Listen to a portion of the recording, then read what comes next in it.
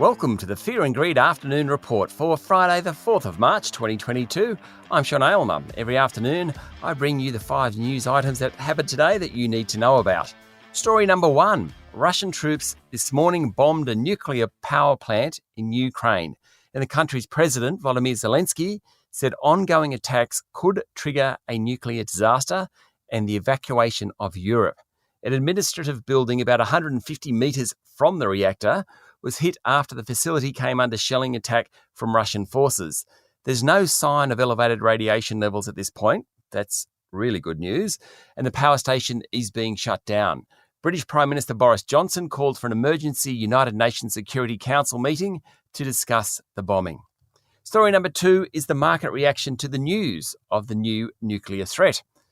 The news sent the market much lower, though it clawed back ground throughout the afternoon session to eventually finish 0.6% lower to 7,111 points.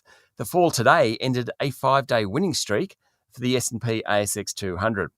Among the large caps, Aristocrat Leisure and Goodman Group fell 2% and Rio Tinto, Westpac and ANZ were all down 1%. Woolworths Group rose 2% and Coles rose more than 1%. The gold stocks were the best performers, reflecting the flight to safety, while the technology stocks tumbled.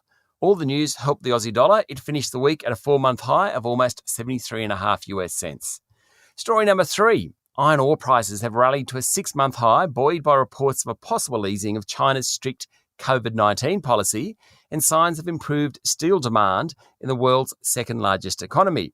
The price of a tonne of ore moved beyond $160 today, the highest since last July.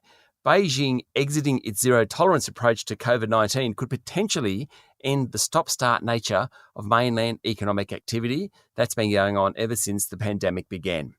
Story number 4, blood plasma giant CSL is poised to take control of Vifor Pharma after securing nearly 3/4 of the Swiss Target's shares at the end of the initial tender period. CSL has dropped an 80% minimum acceptance condition under the $16 billion offer and extended it for another 2 weeks until March 22 to allow Swiss index funds and arbitrage funds that were holding out to accept. Those guys had been holding out for a better deal, but since CSL has so much stock now, they'll be forced to cave in.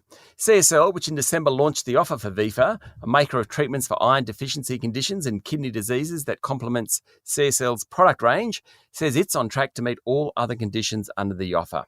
And story number 5, carbon farmers and landholders are set for a potential windfall of almost $2.6 billion after a surprise Morrison government decision which will enable them to tap into surging market demand for Australian carbon credit units.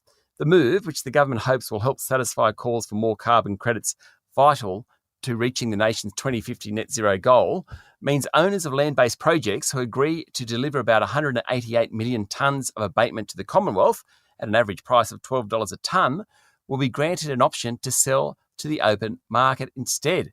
What that means, many farmers and landowners now have a new income stream. That's it for the afternoon report for Friday the 4th of March 2022. Michael Thompson and I will be back tomorrow morning for the Saturday edition of Fear and Greed. I'm Sean Aylmer. Enjoy your evening.